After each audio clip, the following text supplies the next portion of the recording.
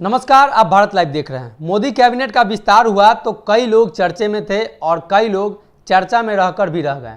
कई लोगों की चर्चा भी नहीं हुई। आपको बता दें कि बिहार के राजनीति से सबसे ज़्यादा चर्चा में रहने वाले सुशील मोदी और ललन सिंह इस मंत्रिमंडल का हिस्सा नहीं बन सके।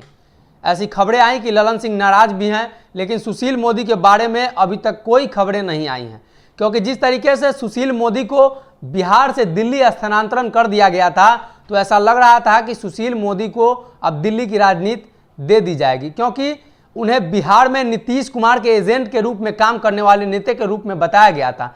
भाजपा में कई गुट बन गए थे, जिसमें सुशील मोदी को कई लोग चाहते थे कि इस पार्टी से बाहर चले जाएं या केंद्र की राजनीति करें। सुशील मोदी भले ही मंत्री न बने हो, लेकिन इस पर तेज प्रताप यादव, लालू प्रसाद यादव के बड़े बेटे ने चुटकी ली है। उन्होंने कहा कि सुशील मोदी यानी छोटका मोदी जी, अगर आपने कुर्ता पैजामा सिलवा लिया है तो उस कुर्ता पैजामा को रख दीजिए, तेजस्वी यादव के शपथ ग्रहण में पहनने में काम आएगा।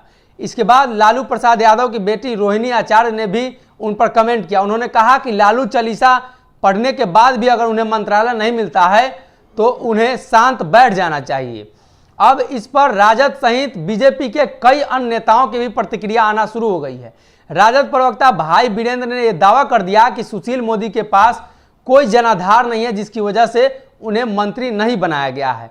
तमाम खबरों के बीच अब बीजेपी की तरफ से काउंटर अटैक किया जा रहा है। बीजेपी प्रवक्ता संजय टाइगर ने कहा कि भाई वीरेंद्र जिस बात को कह रहे हैं, अगर उनके पास प्रमाण है तो वो प्रमाण दे दे। यानी सीधा सीधा कहें तो सुशील मोदी के जनाधार पर अब सवाल उठने लगे हैं।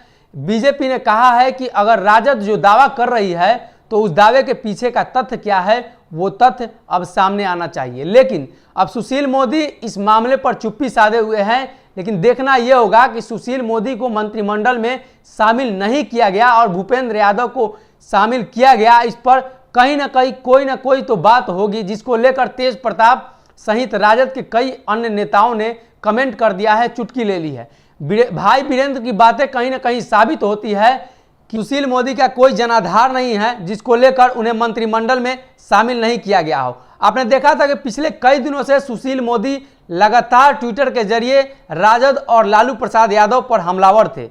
अब इस बात को लेकर रोहिणी आचार्य ने भी चर्चा कर दी, लेकिन अब देखना होगा कि सुशील मोदी का आगे क्या होता है। जिस तरीके से उन्हें बिहार से दिल्ली स्थानांतरण कर दिया गया था, बताया जा रहा था कि उन्हें दिल्ली की राजनीति करने को मिलेगी, लेकिन अब उनका भी पत्ता कट चुका है। ललन सिंह की तरह वो भी अब मंत्रिमंडल की रेस से बाहर हो गए हैं। अगर ये वीडियो पसंद आई और वह बिहार के राजनीति और बिहारियत से सरोकार रखेनी तो सब्सक्राइब बटन दबा के चैनल के सब्सक्राइब कर ली। ओजे एगो घंटी बा, ओकरा बटन दबा देला से कुल सटीक और मारक खबर रुआ मुफ्त में मिल जाई। अगर रुआ पत्रकारिता के हमनी के नया प्रयोग में सहयोग कर चाहतानी तो ज्वाइन बटन दबा दी। पेटीएम नंबर नोट कर ली 9386816700। धन्यवाद।